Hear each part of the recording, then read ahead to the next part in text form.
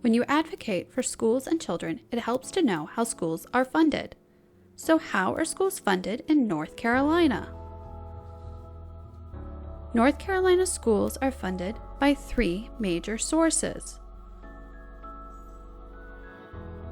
The majority, about 65% of school funding, comes from the North Carolina General Assembly. 24% comes from local counties.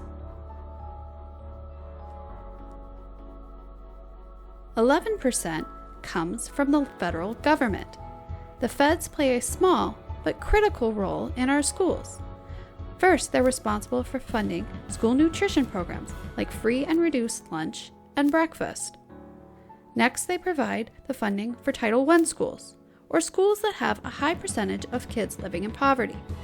Finally, under IDEA, or the Individuals with Disability Education Act, the feds provide funding and resources to students with disabilities. Our county commissioners, by state law, are responsible for school facilities, including building new schools. They primarily use property taxes as a revenue source. The General Assembly allocates money for teachers and staff, materials like textbooks, and everything that goes into operating a school. They use income tax and corporate tax as primary revenue sources. The state of North Carolina is responsible for providing a sound basic education for every child. So what about my municipal, town, or city? What is their role?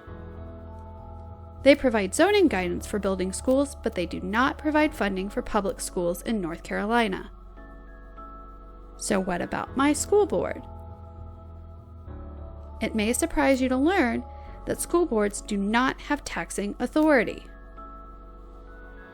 The county commissioners set tax rates and decide whether or not to allocate the budget request from the school board.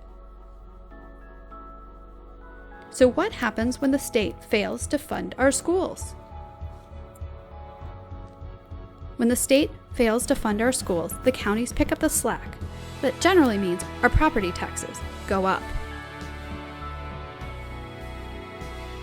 Some counties can raise enough revenue through property taxes to make state cuts less painful, while other counties can't begin to make up the difference. This causes deep inequities in our schools.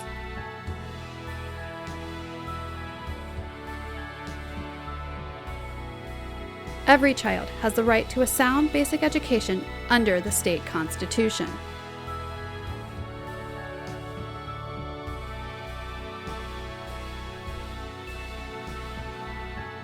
So now you know the basics of North Carolina school funding.